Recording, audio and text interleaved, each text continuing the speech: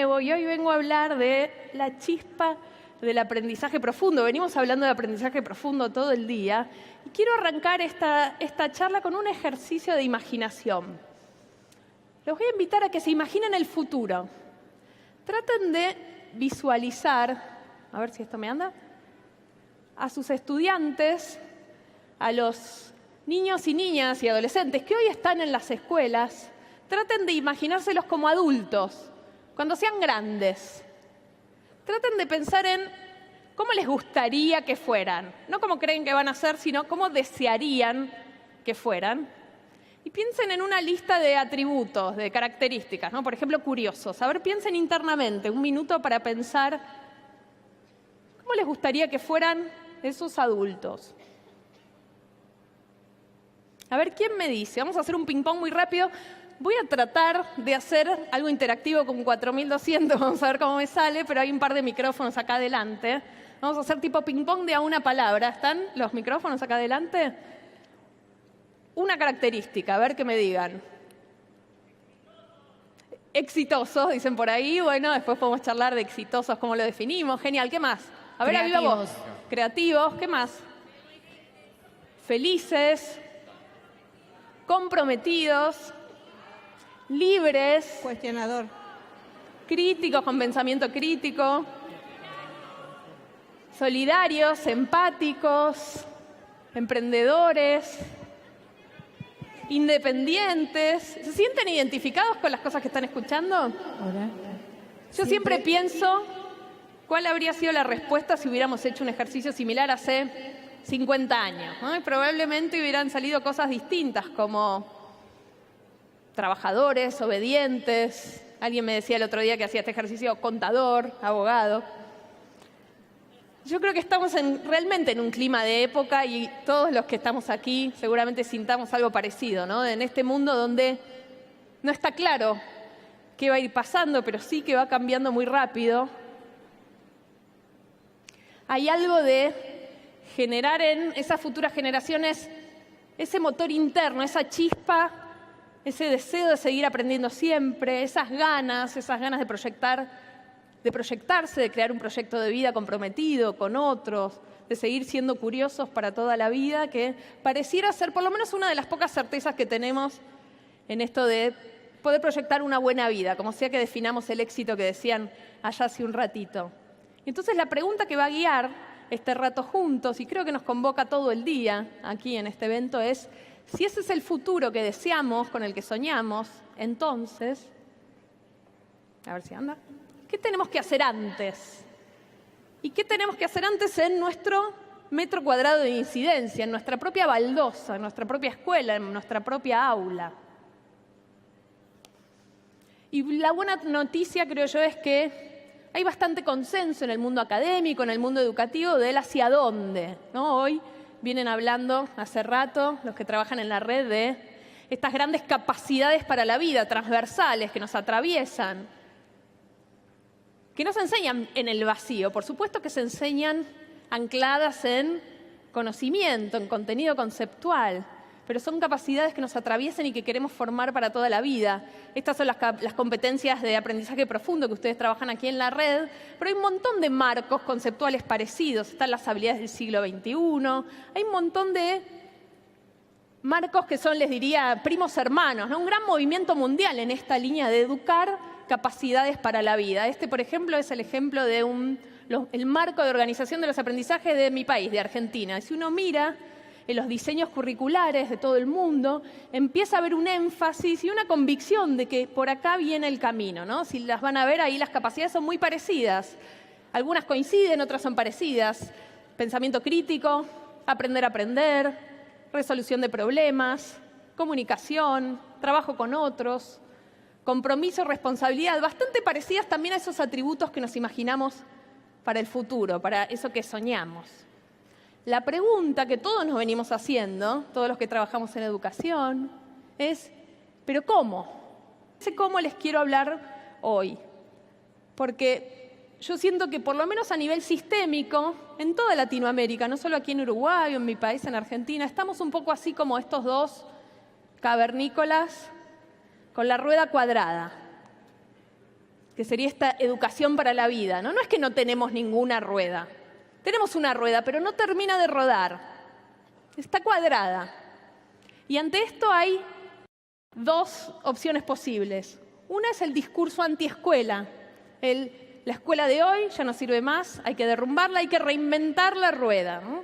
Hay que demolerla y hacer una nueva. Yo creo que ese discurso es muy peligroso, es muy tóxico. La otra posibilidad, si yo no quiero reinventar la rueda, pero necesito que la rueda empiece a rodar más fluidamente, ¿es cuál? ¿Qué harían ustedes para que esa rueda cuadrada empiece a rodar? A ver, háganme con las manos, a ver la forma. Limamos los bordes, ¿no? Y limar los bordes, ¿qué quiere decir? Quiere decir apoyarnos en lo que la escuela hace bien hoy, en lo que cada uno de nosotros sabe hacer bien hoy, en nuestros zapatos, en nuestras fortalezas, y hacer pequeños ajustes, pequeños pero estratégicos, esas vueltas de tuerca, lo que hacemos todos los días para que nuestras prácticas de enseñanza empiecen a volar y a estar más cerca de ese futuro que queremos construir. Porque la educación nunca es neutra.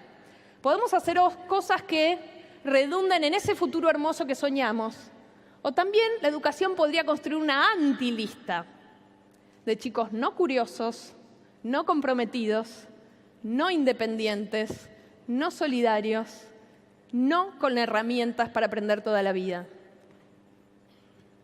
¿Y entonces qué? ¿Qué significa esto de las vueltas de tuerca? Voy a hablar de dos en particular, tratando de aterrizarlas mucho en las decisiones que uno como docente toma todos los días. La primera gran vuelta de la que quiero hablar es curricular, tiene que ver con los contenidos. Y la segunda tiene que ver con las estrategias de enseñanza, en particular con las preguntas y los problemas con los que trabajamos en clase. Pensando en los contenidos, si yo tuviera que dejarles algo y se quedan una sola cosa de esta charla, es este mantra que para mí nos tiene que acompañar todo el tiempo, es menos es más. Menos qué y más qué. Menos cobertura superficial, más profundidad. Menos temas y más comprensión.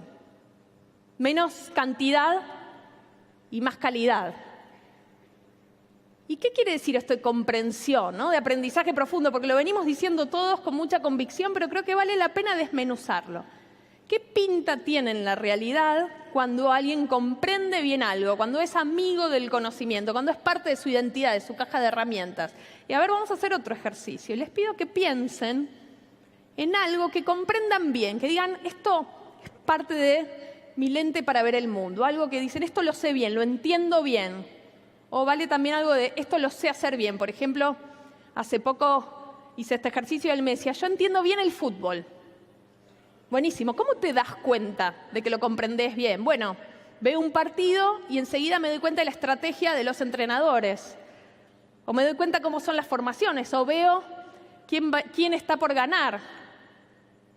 O digo, como hacemos todos, qué recomendaciones le daría el técnico para que mejore su estrategia. Y otra colega me decía, yo entiendo bien la Revolución Francesa. ¿Cómo es que entendés bien la Revolución Francesa?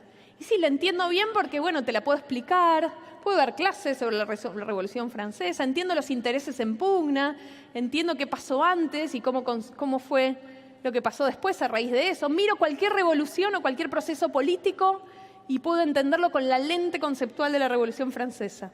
Entonces, a ver, piensen ustedes ahora, no es tan fácil. Algo que comprendan bien. ¿Quién me dice? A ver, voluntarios. Micrófono, vamos a hacer 2. Qué miedo, porque somos 4.200, pero ustedes olvídense que hay gente alrededor. Algo que comprendan bien. Acá hay una mano, a ver. O allá hay una mano, mira, ahí más cerquita tuyo. Algo que entiendas bien o que sepas hacer bien. Contame. Hola, buenas tardes. Hola. Mi nombre es Silvia, vengo de un club de niños en convenio con INAU. Es un placer estar acá. Te escucho poquito, hablame más fuerte. Lo que comprendo y he comprendido hace 20 años que trabajo en educación es mi rol como educadora. Tu rol como educadora. A ver, vamos hasta ahí. ¿Por qué? Ahora ¿Cómo te das cuenta de que lo comprendes bien? A ver, contame distintas maneras en que te das cuenta. Bueno, es un proceso. Son muchos años de repensar mi rol, de ir hacia atrás, hacia adelante. Podés pensar en cómo eras antes y ¿Cómo sos ahora? Reinventarse, Genial. actualizarse. La mirada hacia los niños y niñas es distinta a la que tenía hace 20 años atrás. Perfecto, pero ¿cómo te das cuenta de que lo comprendiste bien? No cómo llegaste a hacerlo, sino que cómo te das cuenta ahora. En lo cotidiano me sucede cuando entiendo que mi rol es el que facilita, el que acompaña. Perfecto. Y veo a los niños y niñas que están en pleno aprendizaje constante desde su lugar. Tomo Perfecto, lo que ves ellos a los dan, niños desde tu rol. ¿Los puedes Sí. acompañar? acompaño ese proceso. Perfecto. Y Si eso- te cambio de niños, te doy un grupo de otros niños que no conoces, Sí. ¿se te ocurriría cómo arrancar para acompañarlos? Tomo en realidad lo que ellos me están diciendo, no solo con las palabras, sino con lo que hacen en lo cotidiano. Genial. Yo trabajo de una manera especial, tengo un cuadro de campo donde anoto lo que va sucediendo, lo Perfecto. que van diciendo. Tomás nota y haces consciente Sí. cómo va siendo tu rol. Genial, muchas gracias. Un ejemplo más, a ver, alguien distinto, que diga algo distinto. Los amedrenté ahora. Ah, ¿dónde estás? Acá. Ahí. ¿Cómo estás?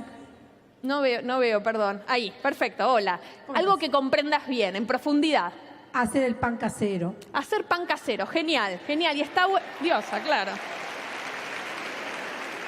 Está buenísimo, ¿no? Porque son ejemplos distintos que nos van a servir para pensar. ¿Cómo te das cuenta? Y mira, antes de ponerlo al horno, porque lo veo bien leudadito. Y después que Perfecto. saco del horno, porque antes que se enfríe, ya lo comieron. ¿Sabés cuándo está listo? Tenés como evidencia de que está bueno, de tu desempeño, porque a la gente le gusta y supongo que pide más. ¿La pasás bien haciendo pan casero? Espectacular. Imagínate, ahora me encantaría estar haciendo pan casero. Y nosotros estaríamos... Genial. Yo creo que estaría feliz comiendo pan casero en este momento. ¿Podés enseñarle a otro a hacer pan casero? Pero claro que sí. Genial. ¿Podés escribir la receta? Podemos escribir la receta y capaz que si querés podemos explicar qué le pasa a la levadura cuando le ponemos azuquita o se nos va la mano con el agua caliente. Genial, te voy a necesitar para dentro de un ratito con eso. Fíjense que cuando sabemos algo bien, cuando es parte de quienes somos, podemos, a mí me gusta mucho la definición que da el pedagogo David Perkins de esto de comprensión, que es poder actuar con el conocimiento de muchas maneras distintas. No solo contarlo, que es lo que a veces hacemos en las evaluaciones, ¿no? Le pedimos a los alumnos que nos cuenten lo que aprendieron, sino que lo usen en montones de contextos distintos. Y algo muy lindo que pasaba cuando ellos contaban es que cuando comprendemos algo bien y es parte de quienes somos, eso nos hace felices. Nos hacemos amigos de ese conocimiento, es parte de quienes somos. Acá hay algunas de estas evidencias de aprendizaje profundo que creo que ayudan a varias de las que ya salieron en los ejemplos de las chicas, que ayudan a pensar si la comprensión tiene esta pinta, cómo la genero, cómo trabajo de múltiples maneras para generar eso, ¿no? Por ejemplo, si uno comprende algo bien, lo puede explicar, puede dar ejemplos, puede usarlo en situaciones nuevas, puede proponerse preguntas sobre el tema, puede argumentar a favor o en contra, puede explicar por qué es importante conectarlo con su propia vida, enseñarlo, sentirse confiado, etcétera, etcétera. Entonces, si queremos generar comprensión profunda, pero al mismo tiempo tenemos programas extensísimos de contenidos, porque en todo el mundo los programas son largos, ¿qué podemos hacer?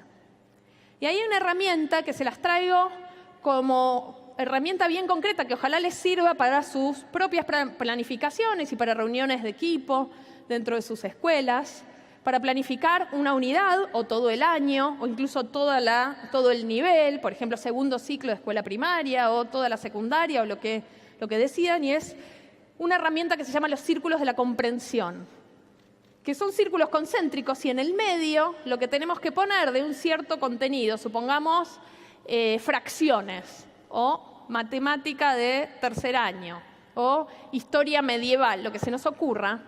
En el medio va aquello que queremos que los chiquilines se lleven para la vida, de manera profunda y perdurable. Eso que queremos que en 10, 20 años alguien se los pregunte y lo sigan sabiendo, lo sigan pudiendo usar.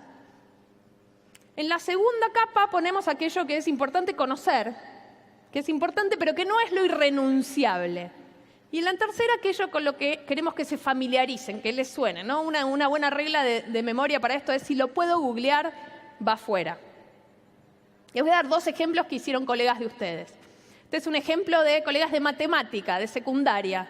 En el centro pusieron el concepto de función, que una función es un modelo que permite explicar algo de la realidad, que tiene variables, que se relacionan entre sí de una cierta manera. Eso lo tengo que entender para la vida.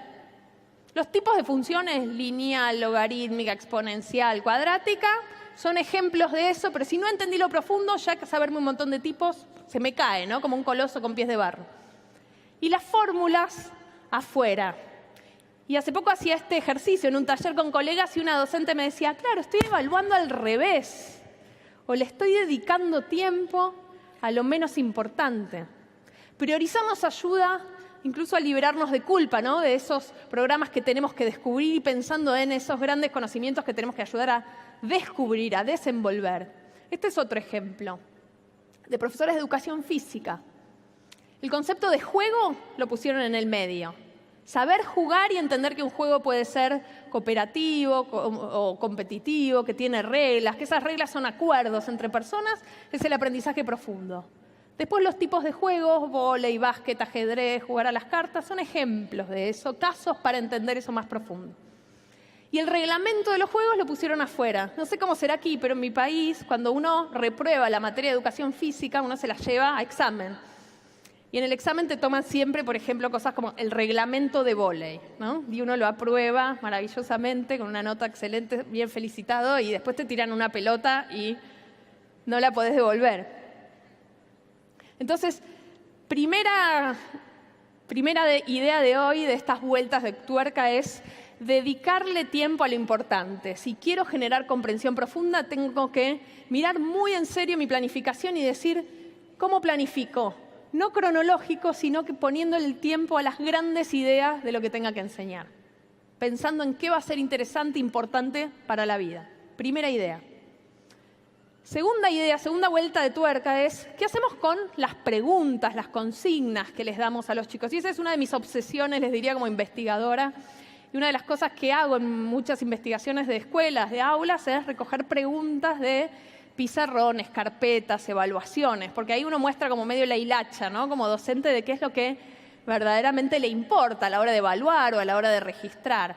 En general me encuentro con preguntas parecidas a esta. Yo investigo en el área de ciencias naturales, pero me las encuentro en todas las áreas y se las cuento así, se las leo, no las tienen que responder. Dice, ¿qué es una célula? ¿Cuáles son sus partes? ¿Qué es la energía y cuáles son sus formas? ¿Qué función tiene el jugo gástrico? ¿Cuál es la diferencia entre nutrición y alimentación? Esta es la que da terror a más de uno, todos los que no sean profes de biología. ¿Cuáles son las etapas de la mitosis? A ver, ¿quiénes la recuerdan? A ver, levanten la mano. Que no sean profes de biología. ¿Qué tienen en común todas estas preguntas? Son parecidas, ¿no? Están todas como si fueran cortadas por la misma tijera. En la literatura las llamamos preguntas fácticas. ¿Por qué fácticas? Porque se responden con un hecho, con un dato, con una definición, son de respuesta cerrada.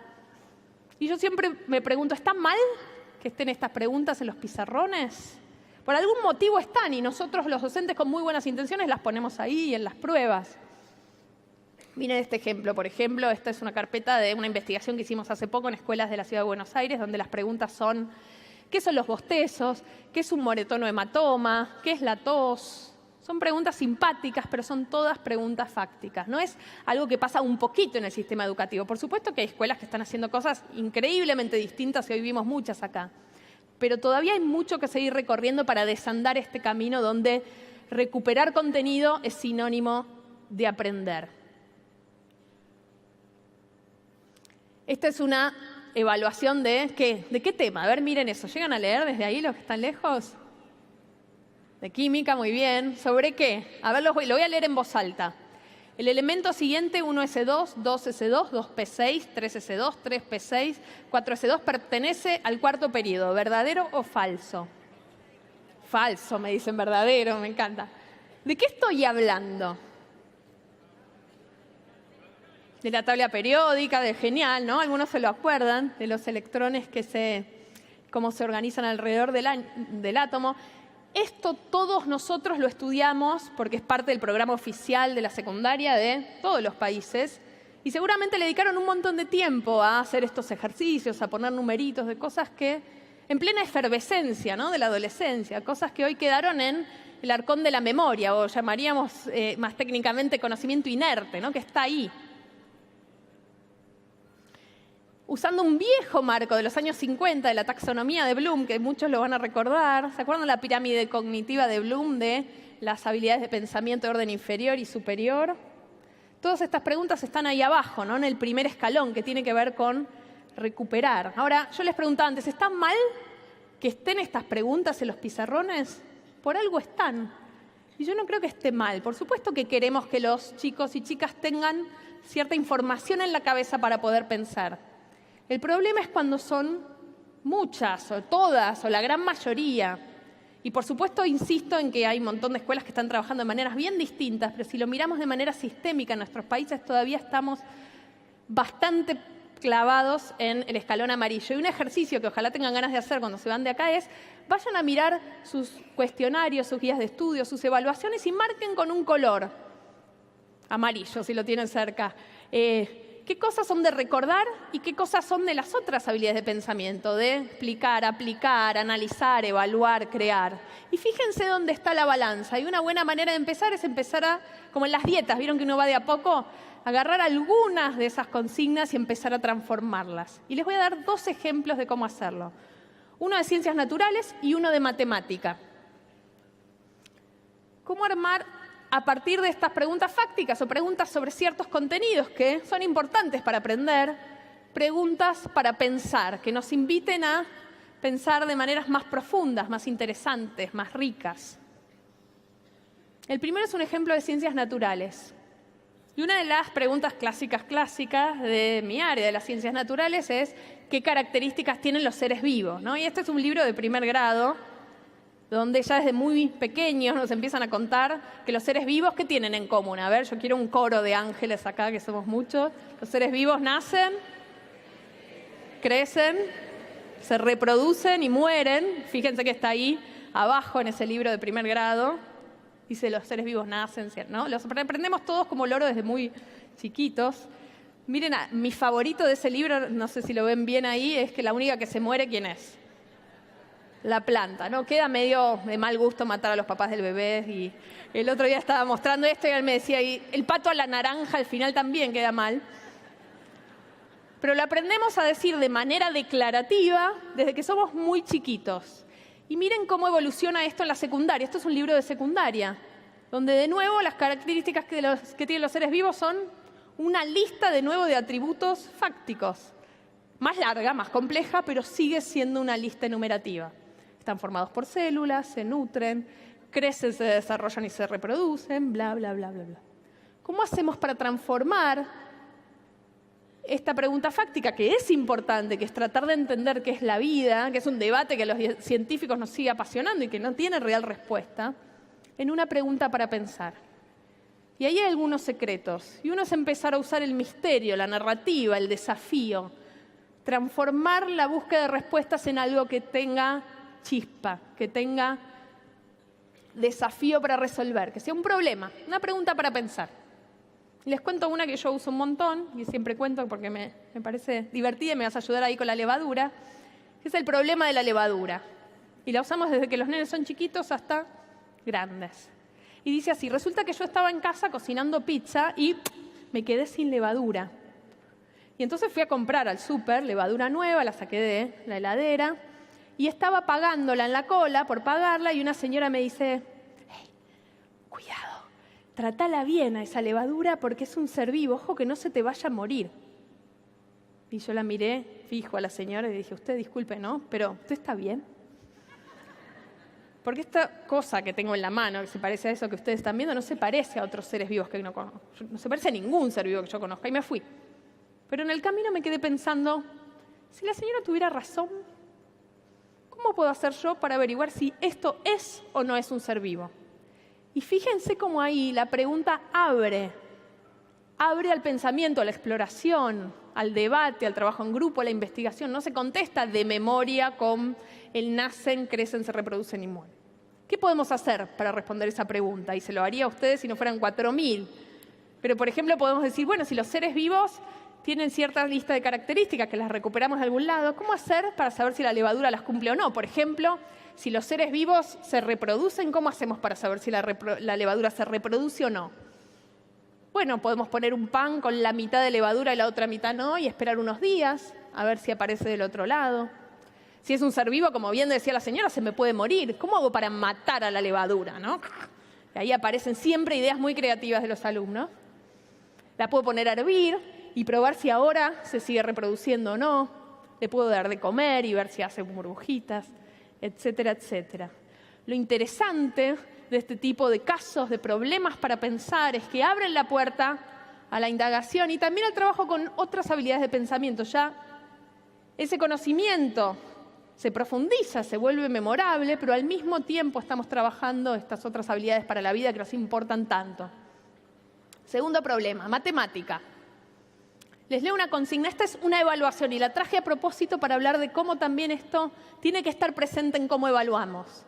Es una prueba de matemática de 6º grado de primaria y dice así: nosotros somos 4 amigos, perdón, no veo bien, voy a tener que mirar cerca, que nos juntamos todos los jueves a comer pizza y mirar duelos de magia por la tele. Como tenemos poderes mágicos, no importa la cantidad que pidamos de pizzas, siempre logramos comer todos lo mismo y no nos sobra nada. El otro día pedimos 34 pizzas y dijimos magicum repartum y listo. Todos comimos lo mismo y no dejamos ni una amiguita. Esta es la segunda parte de la prueba y miren lo que dice. Dice misión 4. Explica muy claramente a estos amigos por qué lo que hicieron no fue magia, sino una división. Además, aclararles bien cuánto comió cada uno y argumenta cómo repartir el resto. ¿Cuál sería la pregunta fáctica, el problema pelado de este caso? Que yo digo que es un problema para pensar. Sería algo así como, bueno, el más pelado sería 34 dividido 4, ¿no? La cuenta, hacer la cuenta. Uno más cerquita sería, tengo 34 amigos, perdón, tengo 34 pizzas y 4 amigos. ¿Cuántas come cada uno? ¿Cuál es la diferencia entre esa formulación y esta? ¿Por qué yo digo que es una pregunta para pensar? Por varias cosas que seguro se estén dando cuenta ahora. Primero, porque hay cierto misterio, porque hay un caso situado, porque hay algo que dan ganas de resolver, porque los chicos están en el lugar de expertos que tienen que aconsejar a magos en este caso y cómo resolverlo y por qué no tienen razón. Pareciera maquillaje, ¿no? Pareciera, bueno, pongo unos dibujitos, pero tiene que ver con crear la motivación por aprender, porque encender la chispa, por encender el deseo. Sin deseo no hay aprendizaje profundo posible. Y a veces podemos encender el deseo con cosas bien chiquitas. Por ejemplo, fíjense cómo pone el nombre del ejercicio la maestra. En vez de ejercicio 4, ¿qué dice? Misión 4. Pareciera una pavada, es una palabra, pero habla de cómo la maestra está planteando ese desafío. Y no alcanza con hacer la cuenta. Hay que argumentar. Nosotros hacemos siempre evaluaciones en todo el país, en distintas provincias, para ver cómo están los chicos. Y cuando hacemos evaluaciones de matemática, muchas veces los chicos nos preguntan, ¿de qué es este ejercicio? ¿Es de más? ¿Es de menos? ¿Es de por o es de dividir? Y cuando uno les dice, bueno, es de dividir, lo resuelven. Lo que no entienden es de qué es el problema, que es lo que queremos que comprendan. Miren la respuesta de una alumna. Dice así, misión 4. Otra hoja, ¿no? Y la dibujan. Piensen esto. Va a ser siempre lo mismo, porque no importa qué división, olvide la ortografía, hagan, esa en otra charla, al resto siempre lo podés dividir. Por ejemplo, 34 dividido 4 me da 8, me sobran 2. Las pizzas que sobran las dibujo, las divido entre las porciones. Y es una división porque a las pizzas siempre las reparten entre ustedes. Y repartir es dividir. Y cuando uno propone problemas para pensar, casos, desafíos, esto de la integración de las áreas, de la lengua con las matemáticas, empieza a fluir, empieza a ser parte de lo obvio, de cómo trabajamos.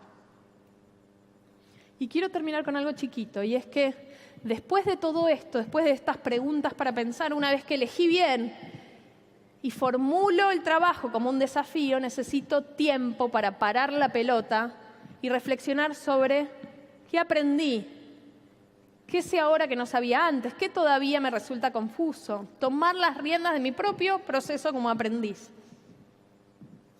Y a veces hay estrategias, pareciera como muy abstracto esto que estoy diciendo, pero se puede aterrizar con estrategias bien, bien chiquititas y concretas. Esta es de mis favoritas, la escalera de la metacognición.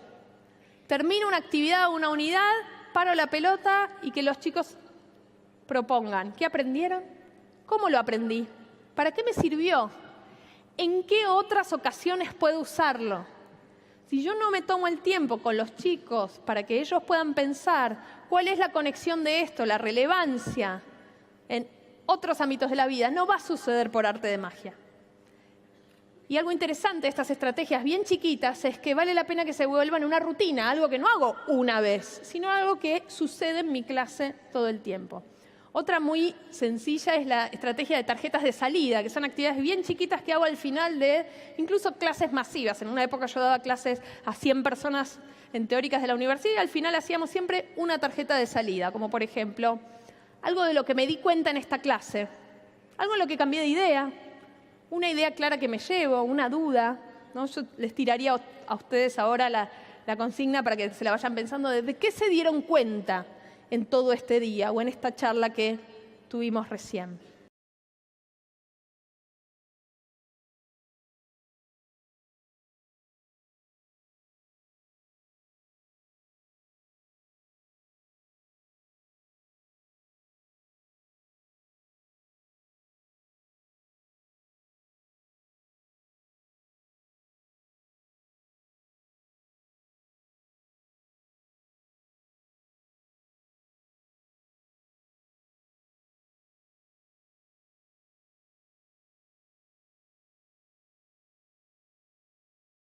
Escribimos un libro junto a Michael que se llama Coherencia. Y quiero mostrarles esta diapositiva para explicarles que estas son las 4 cosas más importantes a lo que más le tenemos que prestar atención en cualquier organización si queremos ser exitosos. Nosotros tenemos una palabra que le llama simpleza. La parte simple son las cosas más simples en las que nos tenemos que enfocar. La complejidad es cómo armamos las piezas. Entonces, en el centro vemos la palabra liderazgo. Y cuando hablamos de liderazgo, hablamos de todos los líderes, los docentes, los alumnos, los líderes formales. Lo pensamos en los 4 canales del corazón.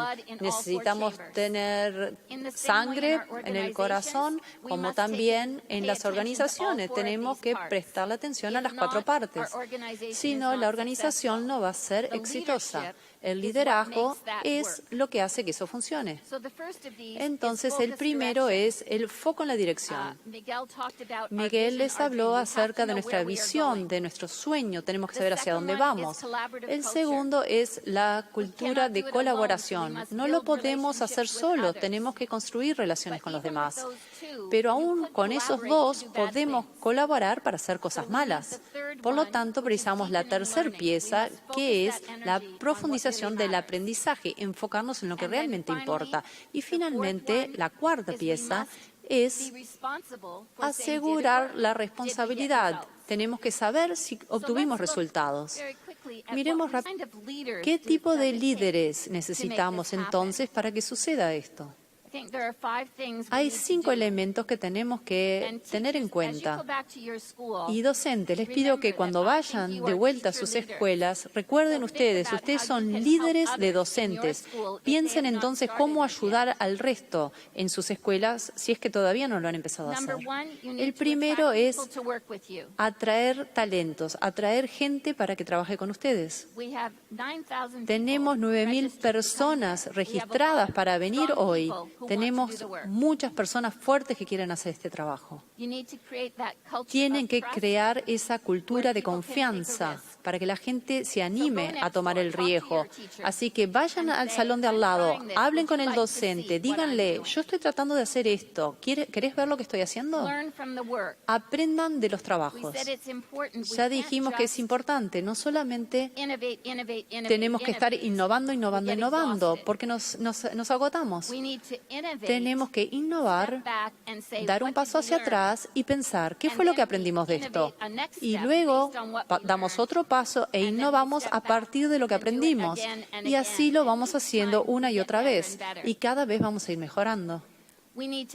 Tenemos que conectar a la organización, a los docentes entre diferentes escuelas, su país, conectarlo con otros países, y así es como vamos aprendiendo los unos de los otros. Y el quinto elemento es, hay que reflejar, siempre tenemos que estar pensando en lo que hemos hecho y cómo podemos mejorar. Traté de resumirlo todo en una sola palabra, en todo lo que ustedes han hecho, y eso es agilidad. Ustedes han estado en movimiento continuo, han logrado el cambio del sistema.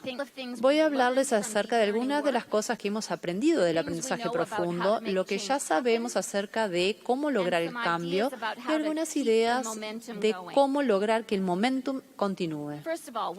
Primero, ¿qué es lo que sabemos acerca del aprendizaje profundo que no conocíamos hace 5 años? Primero, los estudiantes son agentes de cambio.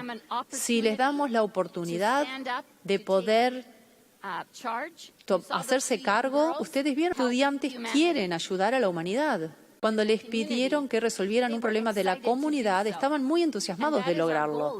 Y ese es nuestro objetivo. Queremos que los estudiantes tengan las capacidades para resolver los problemas que estamos enfrentando en la Tierra. Es importante porque hemos aprendido de la conexión entre el aprendizaje profundo, la equidad y el bienestar. Esta cita la hizo un psiquiatra infantil que trabaja con nosotros y ella dijo: un foco en las 6C inmuniza y protege contra las dificultades sociales y emocionales, creando así una salud mental y una capacidad de recuperación positiva. Y nivela el campo de juego para niños de entornos difíciles. La segunda parte de esto muestra que muchas veces nuestros estudiantes que no son exitosos en su escuela, a veces no tienen muchas ganas de aprender, capaz que vienen de un ambiente de pobreza, capaz que no han tenido posibilidades o se sienten dejados de lado, capaz que simplemente no saben leer bien, pero cuando les dan la oportunidad a los alumnos demostrar su aprendizaje, y la tecnología nos da muchas formas de demostrar esto logra nivelar el campo de juego. Lo que vemos entonces es que el aprendizaje profundo es bueno para todos, pero en especial para los estudiantes que están más desconectados del aprendizaje. Vamos a escuchar entonces qué es lo que algunos estudiantes de Uruguay y algunos docentes dicen acerca del aprendizaje profundo.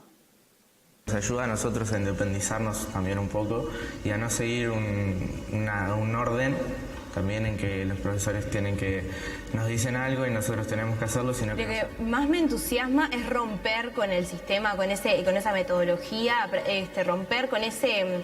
¿Cómo decirlo? Con ese, no quiero decir estereotipo porque no es un estereotipo, pero sí esa ideología quizás que estás aprendiendo solamente cuando estás en el medio del aula, ¿no? Estás aprendiendo en la calle, estás aprendiendo acá en la radio, estás aprendiendo en todos lados, o sea, en todos los lados puedes aprender una cosa nueva.